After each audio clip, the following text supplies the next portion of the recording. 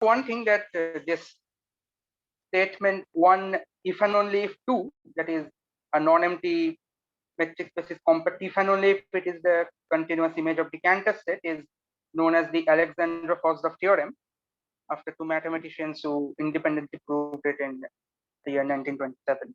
And it's a really pretty result if you think about it, because a priori it's not even clear why such a surjection should exist and why Cantor set. Anyway, before proving the theorem, I will just state the terms involved in the theorem. Namely, I will describe the Hilbert cube and prove that it is compact. So Cantor set, for this talk, I will be primarily using this definition, that it is the countable product of the 2 points at 0, 1. And here, of course, 0, 1 has the discrete topology. So this I will be mainly using. And here's the definition of Hilbert cube. So it is that subset of L2, which is collection of all those x such that the nth element of it is between 0 and 1 by n. So having set up a definition, I will just make a couple of remarks which will be used throughout this article. Go a bit that slow. Okay. Yeah, I mean, you read a sentence slowly and go a bit slow so that people can digest. Okay, that's all. Okay. Yeah, so in this article, firstly, I will be always be assuming that whenever I talk about products of topological spaces, they will always be thought to have the product topology, unless otherwise mentioned. And secondly, I will be using this little result on product topology, which is very well known and quite easy to prove.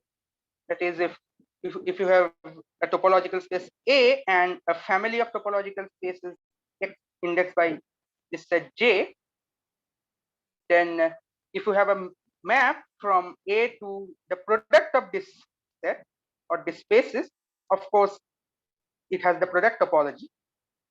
And if you write it in this equation form, that is f of A is this tuple of functions f alpha of A, where each f alpha is a map into its coordinates, then the result is that f is continuous if and only if each of these f alphas are continuous. I mean, this is very direct, and I mean, it immediately follows from the definition of the product topology. Okay, having set up the required definitions, I will now state a lemma that the Hilbert cube as defined above, it is compact. So for compactness, since L2 is a metric space, it suffices to show that the Hilbert cube is sequentially compact. And so for that, we first take an arbitrary sequence xn in the Hilbert cube H. So our goal is to exhibit a convergent subsequence of it. But firstly, we note that, so we will first consider a subsequence of xn, which we will be denoting by x1n, and which has the property that the first element of each term of this subsequence, namely they will generate a sequence in close 0, 1. That is in fact a convergent sequence in close 0, 1.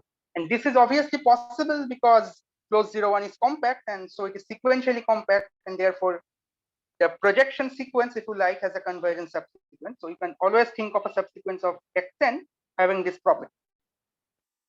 Next, we now consider a further subsequence of x1n, this x1n which we have already constructed in the earlier case, which we call x2n, and it has the property that it's similar to the above case, that the second element of each term of this subsequence, x2n, that will be a convergent sequence in close 0 half. And again, this is possible because close 0 half is compact. And moreover, what we have is that if you consider the tuple comprising of the first two elements of each term of x2n, then that is in fact convergent in close 0, 1 cross close 0 half. That is pretty much straightforward from the definition, because, well, any subsequence of a convergent sequence is convergent, and by definition or by construction, I took a convergent sequence 0, 1, so this will follow immediately. And this process will be continuing for each natural number k, and we will thereby obtain a nested chain of subsequences, which will be denoting by xkn, and having the property that the tuple comprising of the first k elements of each term of this subsequence is convergent in this finite product. close 0, 1 to close 0, 1 by k. And from this, we do a very popular trick of analysis, which is when you construct this kind of subsequences, you look for the diagonal sequence, which is this collection x n n, where n is in n, capital N. And this thing, we claim that this is in fact the convergent subsequence of xn which we were looking for. So what we will be showing next is that this x, oops, this is a small typo in my notes. This should be x n n. We'll be showing that x n n converges to this x, which is this tuple xn, or this sequence of elements xn, and each xn is nothing but the limit of the sequence which consisted of the kth element of each term of xkn. So recall that these sequences were constructed in that way, that each of those kth or the kth projection, they form a convergence sequence in close 0, 1 over close 0, 1 by t. So this is the element, and I'm claiming that this sequence in fact converges to that thing. And moreover, another good observation to make before completing the proof is that this sequence, this diagonal sequence xn has the property that a tail of it is a subsequence of xkn for all k in. So this is just because from the definition you have, for example, this tail xk plus xkk, xk plus 1, k plus 1, and so on. That is from construction a subsequence of xkn. And therefore, as a sequence is convergent if and only if its tail is convergent, we can alternatively define this xk to be the limit of the sequence consisting of the kth element of each term of xn, because yeah, I mean it is a subsequence of xkn.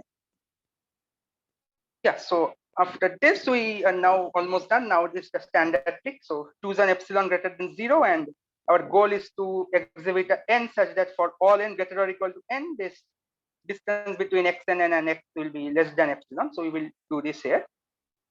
And what we do is, firstly, given this epsilon, we can find a natural number n1 such that this sum n equal to n1 to infinity 1 over n square. This is less than epsilon square over 2. This is possible because, well, 1 over n square is convergent, and so I mean this sum you can make arbitrarily small. In particular, make it less than epsilon square over 2. And the motivation for epsilon square over 2 is, well, you just want to somehow get epsilon eventually, so that the sum and square root will get an epsilon. That's why epsilon square over 2. Then we will be choosing an n. So this n1 is now fixed, and now we'll be choosing an n such that the sequence of tuple consisting of the first n1 elements of each term of this is at a distance less than epsilon by root 2 from this first n1 tuples of this xn. So why is that possible? Because, well, each of these sequences from definition or from construction converge to this xi, and so for each of them you can choose some, let's say, ni, and then you just take the maximum over all those ni, and that is your capital N. And this is possible because this n1 is a finite natural number, so this makes sense. And now we are almost done. Now this is just follows from the L2 norm, that if you take the L2 norm square of this, then that is less than epsilon square over 2. So this is contribution from the first n1 terms. That's from construction we took a distance less than epsilon over root 2. So we square it, that is less than epsilon square over 2, plus this summation of whatever the tail is. We don't care about the tail that much because this tail is just dominated by this thing, which is in turn less than epsilon square over 2. And someday you get epsilon square, and taking square roots, we indeed get that the norm of xn and minus x is less than epsilon. So yeah, we have constructed a convergent subsequence of this arbitrarily chosen sequence xn, and therefore we conclude that H is sequentially compact, and so it is compact. So this completes the proof of this lemma. And now I'll be making a few remarks, which will again be used in the latter section. So firstly, the topology which H is inheriting as a subspace of L2 is the same as the product topology on this product. So it's closed 0, 1 by n, and you take this countable product. And the reason for that is quite straightforward. because if you consider the identity map from H to this, so H is at least as a set, it is same as this product, then that is bijective and continuous. Bijectivity is well obvious, and continuity, for that it can be easily shown that if you take a subbasic open set of this, so recall that a subbasic open set of this product will be something like, so you have this 0 1 0 half 0 1/3 and so on. The subbasis will just be, you take all of this except that at one of these indices, the n, you take the open set, and then again the remainder you take all of them. So this thing is in fact open in the metric topology. Why? Because you can, for example, consider the ball of radius sum.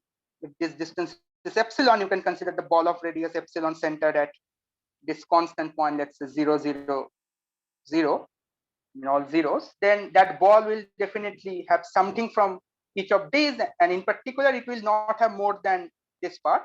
But then you can take the union of these balls over all the points on these points, and then in the union of arbitrary union of open set is open. So inverse image of an open set continues to be open. So this is continuous, and therefore it is in fact homeomorphism. The reason being, this is another well-known result that a continuous bijection from a compact topological space onto a Hausdorff space is a homeomorphism. So these two topologies are same. And secondly, generalizing the proof of the earlier lemma that the Hilbert cube is compact, we in fact have this result that if you have a countable collection of compact metric spaces, then their product is also a compact metric space. And to see this, we first need to show that it is a metric space, and this we can do by first assuming that each of these metrics Dn were bounded. So this is the standard bounded metric you can give on any metric space. This should be Xn. So you are redefining a metric on each of these Xn, which is, you are just taking the distance, the original distance over 1 plus the distance. And this is a metric and induces the same topology as the initial one. So that's a very well-known result, and it is easy to prove. And therefore, now if we define a new metric on this product space, on this product Xn, which is, if we take the distance between two sequences, that is nothing but this sum over summation n equal to 1 to, so this should be 1, summation n equal to 1 to infinity 1 over n squared times this distance. So recall that this distance from construction is less than 1, and so this series is convergent, and this is indeed a real number, and it can easily be checked that this is also a metric. And moreover, once you exhibit that this is a metric space, then again you can show that it is sequentially compact by more or less following the exact same argument as I have done for the Hilbert cube case. Same argument, you take the projection onto first coordinate, take a sequence, and take the diagonal sequence, etc. Yeah, so countable product of compact metric spaces are compact metric. And in particular, you get that since delta was nothing but 0 1 to the power n, you get that this is also a compact metric. Okay, so this was more or less the preliminaries. Now I will be coming to the proof of the main theorem of this section. So I will again just say what I am proving. So first I will be proving that a continuous, if X is a continuous image of the Cantor set, then X is compact. But well, there is nothing to prove here because the Cantor set is compact. So 1 implies 2 is trivial. Next, 2 implies 3 is essentially saying that if you have a compact metric space, rather a non-empty compact metric space, then X is homeomorphic to a non-empty closed subset of the Hilbert cube. So for this, we will again go back to our standard bounded metric. So we assume without loss of generality that the metric on X is bounded by 1, and then to choose a countable dense subset of X. And you can do so because compact metric spaces are separable. Next, we will be defining a function f from your metric space X to the Hilbert cube H, which goes like this. So f of X is this tuple. It is the distance from X to X1 over 1, distance from X to X2 over 2, and so on. So firstly, note that this is well defined because the metric was bounded by 1 and you are dividing by n. So each of these project terms are less than or equal to 1 by n, and so it's in the Hilbert cube. So that's okay. we only need to show that this is injective and this is continuous. So one-oneness is easy because, well, if you have two different points, you want to show that fx is not equal to fy. And to that end, use the Hausdorffness of the matrix space X. And you get a r greater than 0 such that the ball of radius are centered at x and the ball of radius are centered at y. They are mutually disjoint. Now, from the density of this sequence xn, you can get a x capital N such belonging to this ball of radius r around x. But then what you have is that this distance will be less than r because, well, it's in the ball of radius r around x. But this distance from y will be greater or equal to r because it's not in the ball of radius r centered at y. And therefore, you get that this fx and fy, they will differ at least at the nth coordinate because, well, that's the way you have constructed it. And therefore, fx not equal to f. So one-oneness is easy.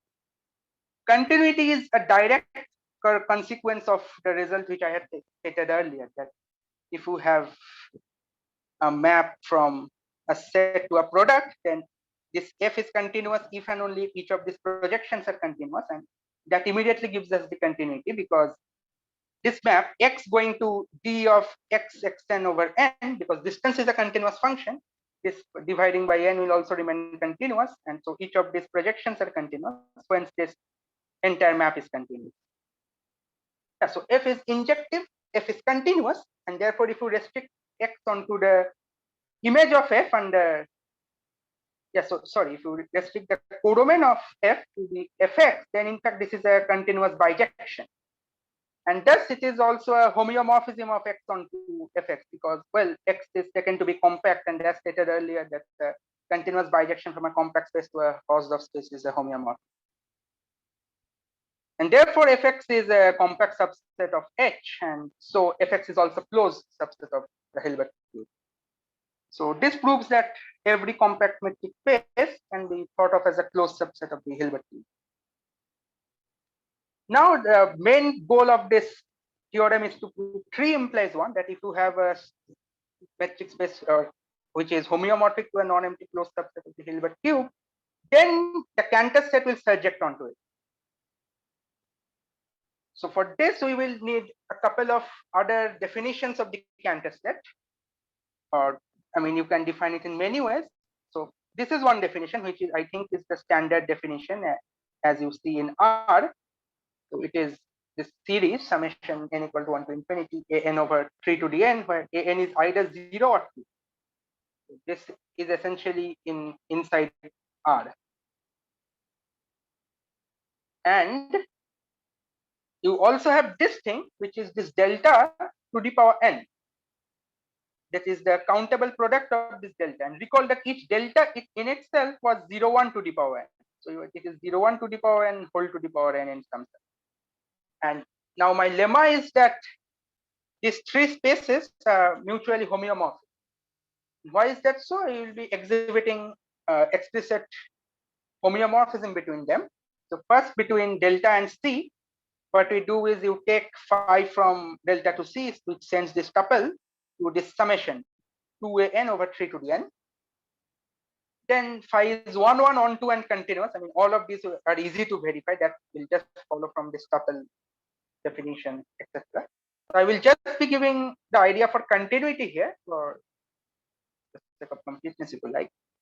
So if take an arbitrary element x in the Cantor set, I mean, in fact, all of them are Cantor sets, so it's better to say in C. And if you are given an epsilon greater than 0, then obviously you can take epsilon to be less than 1 because that doesn't harm you.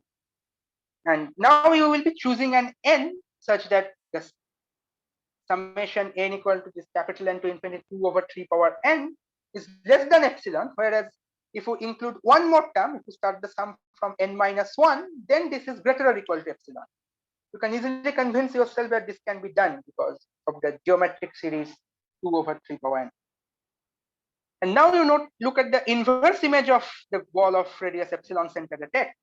It will be of the form, this product of un's, where un is 0, 1, the entire set for all n greater or equal to n, and this un will be singleton 0 for all n less than n. Again, that's essentially from the properties of this sum of the geometric series, or rather 2 times the geometric series. Yeah, so this is a basic open set of delta, because well, delta has the product topology, and since 0, 1 is a discrete topological space, the singletons are open. And therefore, as x in C was arbitrary, we conclude that phi is in fact continuous. So this shows that this delta and C are homeomorphic. Next, I show that delta to the n and delta are homeomorphic. I mean, this should be intuitively clear because delta itself was a countable power, and then we are taking countable power of a countable power, but then countable times countable is countable. But here is a rigorous proof of that. So first, we will be partitioning the set of natural numbers as a countable union of countably infinite sets, and each of which are mutually disjoint. And this is possible. Why? You just define your set N to be all the numbers which are equivalent to 2 to the n minus 1 modulo 2 to the n. In this way, essentially what I am looking for is the highest power of 2 such that 2 power k divides n and 2 power k plus 1 does not divide n. So this is a standard trick used in many places, and in particular, this will give us a partition of natural numbers into countably infinite subsets, each of which are mutually disjoint. Now we'll be writing each element of this nk as, let's say, n1k, n2k, and so on. And if you have an element a, which is this a1, a2, and so on, belonging to delta to the n, so this from by definition means that each ai is in delta. And if you write each of these ais as, or rather each of these AKs as A1K, A2K, and so on, that is each AIK is in 0, 1, then after setting up this notation, you will just define B of NIK. So recall that NIK is as done in this construction, and B of NIK is just AIK. And having set up all this notation, we will just be defining this map psi, which is from delta to the n to delta, taking this tuple A1, A2, so on to B1, B2, like this. So psi what is 1, 1, and on 2. This is immediate from the construction because, well, if you try and look for the inverse image here, since each of these NIKs are in exactly 1i and 1k, you will get exactly one pre-image here. So in that way, this is obvious that it is 1, 1, and on 2 from the construction of this collection nk. And for continuity, one can just show that the inverse image of a subbasic open set of delta is a subbasic open set of delta to the n. To that end, if you just take a subbasic open set, which is a product of this form, where only one of these coordinates is a proper set, that is proper without loss of generation, you can take it to be 0. The case un equal to 1 will also be similar. Then if you write n as nik, as in this notation, so you are essentially keeping track of in which nk it belongs to and what is the index of that in that nk. Then you will get the psi inverse u is this product of vn, where vi is delta for all l not equal to k, and vk, which is l equal to k case, vk will be this product of wn, where each wn is again of the form 0, 1 if it is not equal to I, and wi is equal to 0. So from this, it is clear that this is in fact a subbasic open set of delta to the n. And thus, again, as delta to the n is compact, so this is homeomorphic. Yeah, so we have established that these three spaces are mutually homeomorphic. So done with this, now we will be proving, we will come closer to the proof of this claim, or this theorem, which says that any space which is homeomorphic to the closed subset of the Hilbert cube is a continuous image of the Cantor set. So first we obviously need to show that the Hilbert cube itself is a continuous image of the Cantor set, because we are about to prove that every closed subset of it is. But before that, we just quickly show that closed 0, 1 is a continuous image of the Cantor set. And here again, Cantor set, I will be using delta in this case. Later I will be using delta to the n, because they are homeomorphic. So it suffices to give a map from any one of them. So for 0, 1, consider this map. it takes this tuple a1, a2, and so on to this summation n over 2 to the n. This is onto continuous and also injectable. That's pretty much similar to the way I showed the continuity and etc. here. So this is done. And for the Hilbert cube, I will be now giving a map from delta to the n. And it goes like, if you have this thing alpha 1, alpha 2, and so on, this tuple, then you send it to theta alpha 1 over 1, theta alpha 2 over 2, and so on, where theta recall is this map described above. Now, why is this injective onto and all that? Because, sorry, not injectivity, sorry, we are just interested in onto-ness. So it is onto because this phi is onto. Sorry, this theta is onto. So phi is onto because theta is onto. And since theta is continuous, and again you have that property of a map into a product of spaces, each of these projections are continuous. So phi is also continuous. Okay, so now we know that the Hilbert cube at least is the continuous image of the Cantor set. So I will just draw a schematic picture of where we currently stand. So we show that the Cantor set, it surjects onto the Hilbert cube. And we also know that every compact metric space X, it sits inside the Hilbert cube. Now, what we ideally need to do is you somehow need to get a map in this direction. So for that, one possible idea is to, if you consider this surjection as psi, then you take psi inverse of X, which will be inside the Cantor set, and you will try and surject it. I will try and subject the Cantor set onto psi inverse of it.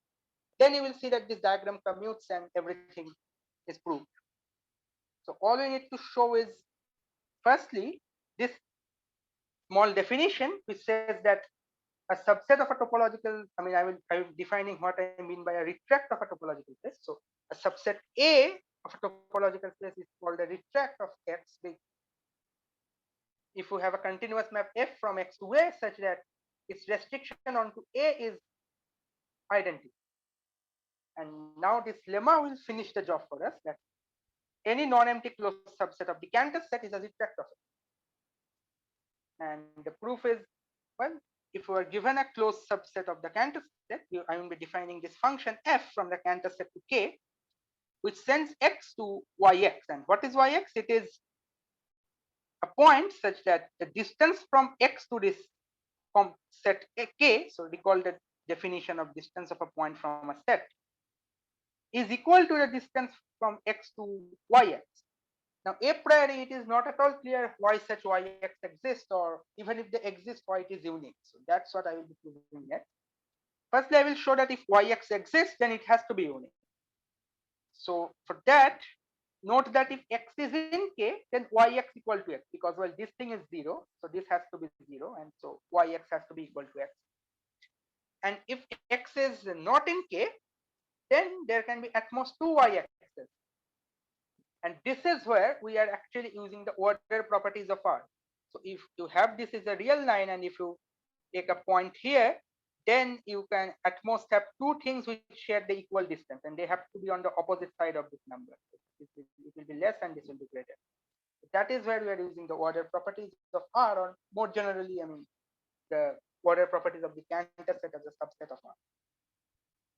So if you have these two yx1 and yx2 such that, well, the distance here will just be the difference. So x minus yx1 will be yx2 minus x.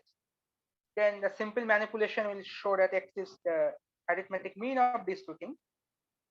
Now each yx1 and yx2 belong to the Cantor set, and so its ternary expansion only consists of zeros and twos.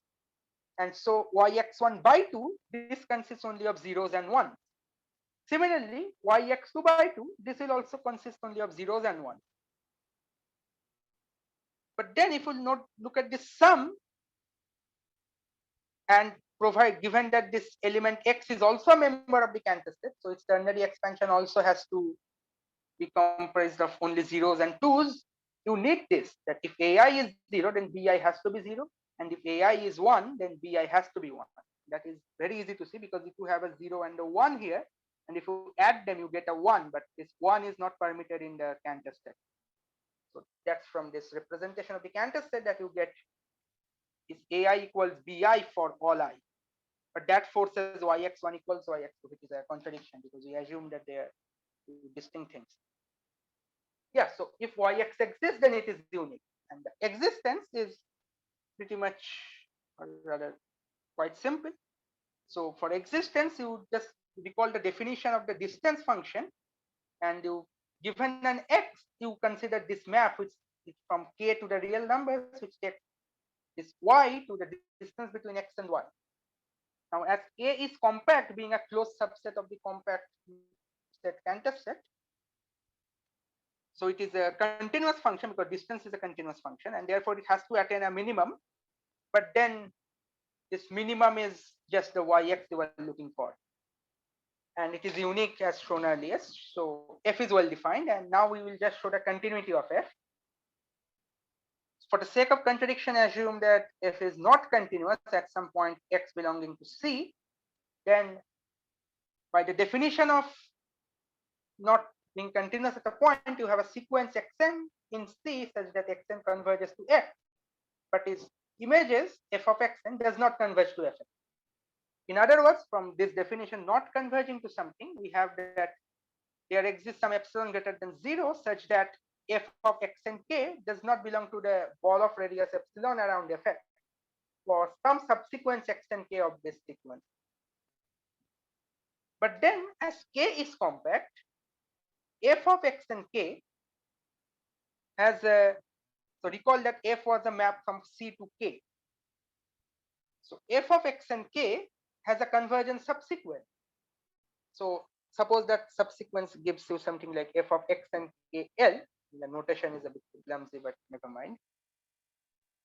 And suppose the subsequence converges to y, then clearly y is not equal to fx, right? Because well, this if you had this point f of x and you took a ball of radius epsilon and all these points are outside it, so any convergence, whatever takes place of this in between these points outside the ball will have to be outside, will have to be different from fx. But then we approach a contradiction via this. So you take the distance between x and fx, that from definition is the distance between x and k. Now xn converges to x, and distance function of a point from a set is continuous, so you can interchange the limits. So you get the limit n tends to infinity distance between xn and k is equal to dxk, which is equal to this limit n tending to infinity distance between xn and f of xn, again from the definition. And then you have to pass to a subsequence, to this subsequence f of x and kl, that is limit l tends to infinity, this distance between x and kl and f of x and kl. But well, since both of them are converging to some point, and in particular this converges to x and this converges to y, so this is distance between x and y. But then from the uniqueness of this function of this element yx, you note that both fx and y are essentially serving the purpose of yx because it attains this distance. But then y equals to fx, which is a contradiction. And so we cannot have any sequence like this, and therefore it has to be continuous. Moreover, you also have that fx equals x for all x and k, and this k is a refractor. So having set up all this, we are now done, almost done. I mean, only 3 implies 1 remains, which is again, if you have a metric space which is homeomorphic to a closed subset of the Hilbert cube, then the Cantor set subjects onto it. And why is that so? That is simply from this diagram you have. So you have the space is homeomorphic to a closed subset of y of the Hilbert cube. So suppose phi is such a homeomorphism, then by an earlier lemma, you have that the Cantor set subjects onto the Hilbert cube. In particular, since y is closed, psi inverse of y will be a closed subset of C. Now from lemma 4, we have that the Cantor set subjects onto, every closed subset retracts. So in particular, the Cantor set subjects onto any closed subset of it. In particular, it will subject onto psi inverse of y. And so you have this map. And now it is done, because if you just compose this map, phi compose psi compose f, this will give you a map from the Cantor set to f. and so F is a continuous surjection from delta onto F. Okay, so we are done with this theorem, and now let us look at a few corollaries. So firstly, every compact metric space can be realized as a compact subset of an infinite dimensional Hilbert space. That is because while the Hilbert cube is inside L2 and L2 is in some sense the smallest infinite dimensional Hilbert space. So yeah, so this follows. Secondly, the cardinality of a compact metric space is less or equal to, or rather less than or equal to, the cardinality of the real numbers, because the Cantor set subjects onto any non-empty compact metric space, right? And the Cantor set, being a subset of the real numbers, has a cardinality equal to that of R. In fact, it is uncountable and has cardinality equal to that of R. Thirdly, if you consider the unit interval close 0, 1, then I power I, this cannot be given a compact metric topology, because well, I power I has cardinality strictly greater than that of R, and so from this lemma, from this earlier theorem, had it could have been given a compact metric topology, the Cantor set would have subjected onto it, which is not possible because of cardinality reasons. Alternatively, this also provides a proof of the fact that the product I power I is not metrizable because this is uncountable. Nevertheless, it is compact in the product topology by Tikhonov's theorem, but it is not metrizable. Never mind, you always have easier proofs than this. But yeah, this is just an application of the theorem we just proved. So this is the fourth application of the corollary, which is actually quite interesting.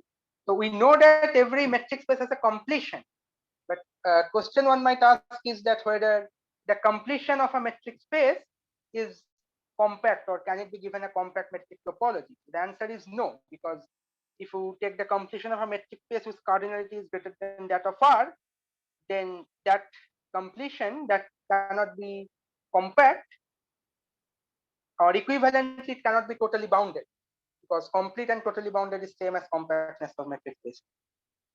And lastly, this is a general remark that this theorem, the Alexander-Fosdorf theorem, which says that every compact metric space is a continuous image of the Cantor set, this can be used to prove many other important results.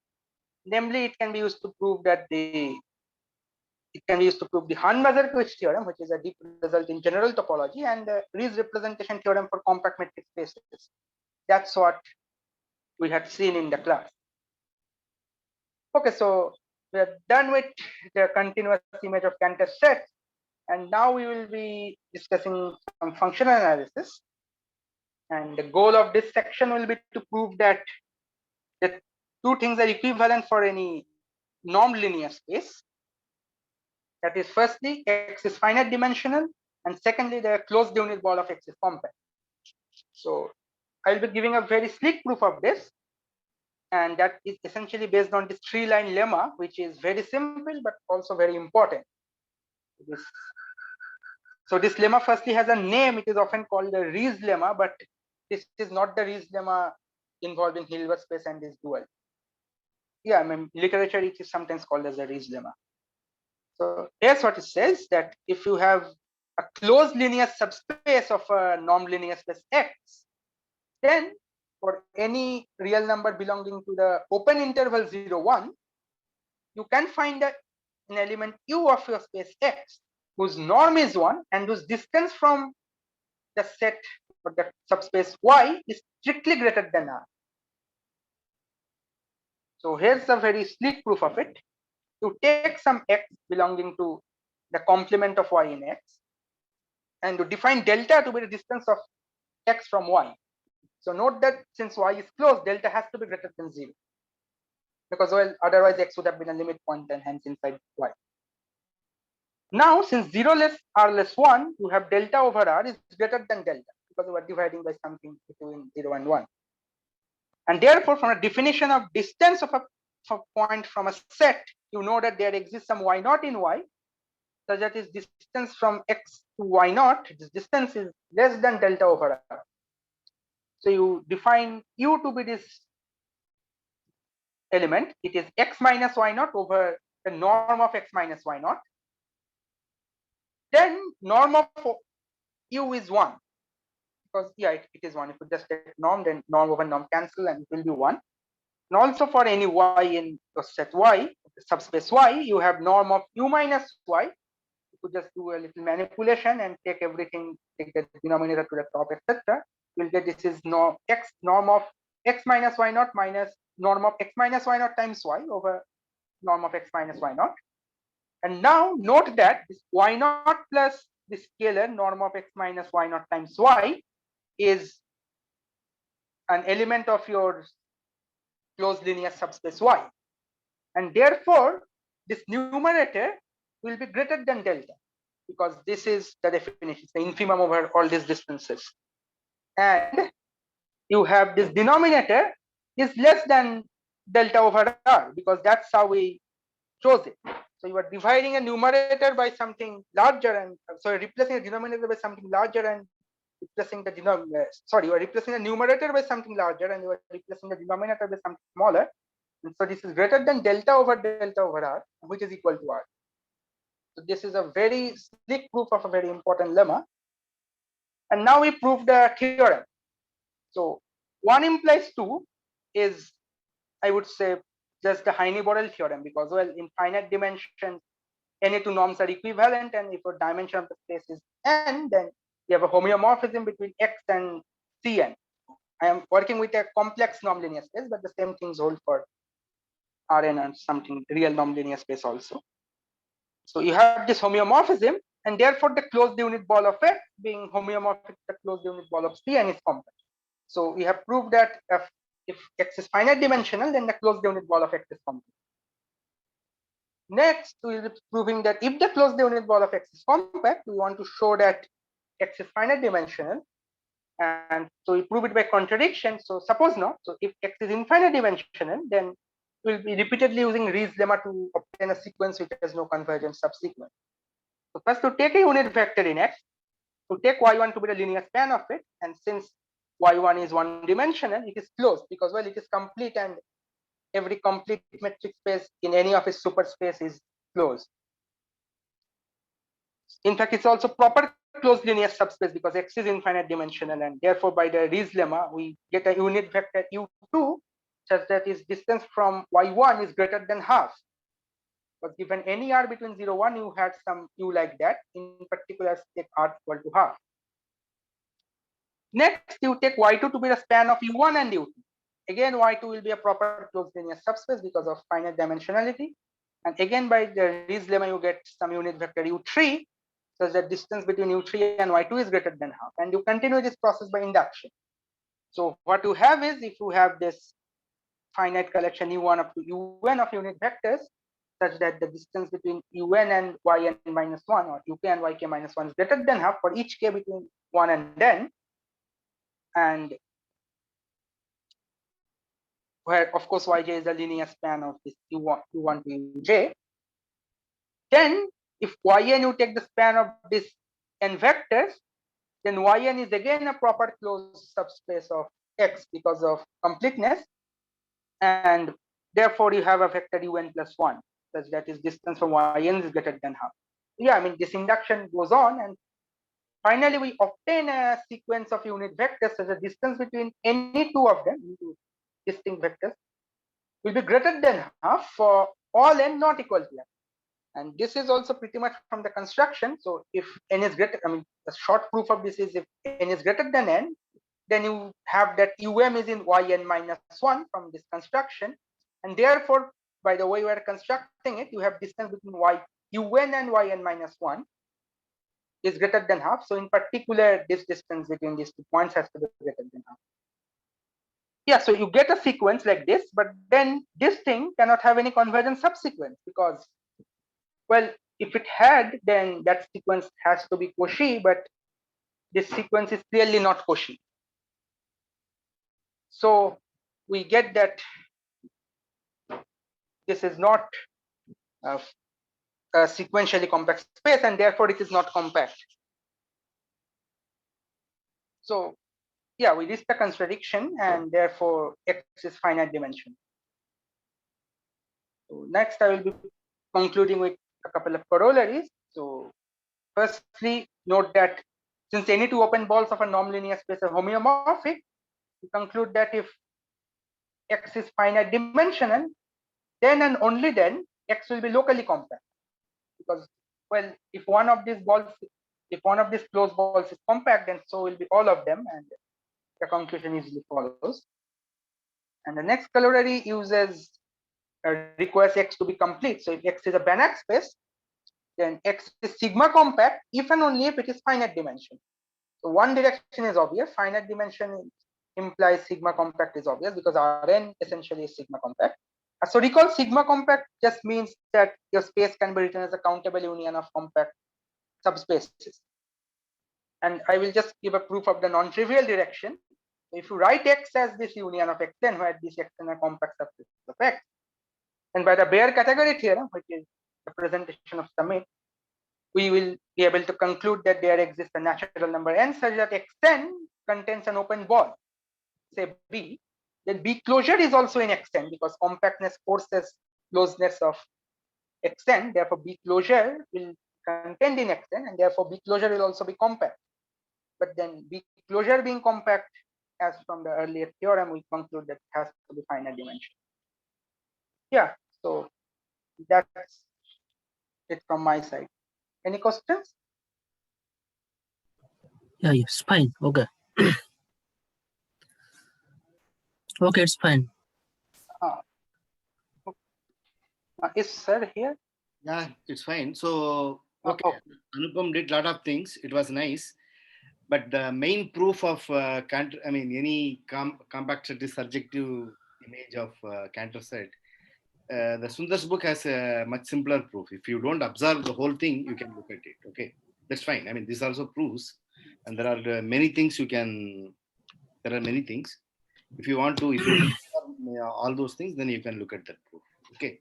Well, so actually, I like this proof because I mean it gives you a bigger picture into Hilbert cube and all that. So all those important spaces come into picture. Sure, no problem. It's fine. It's good. You did a good job.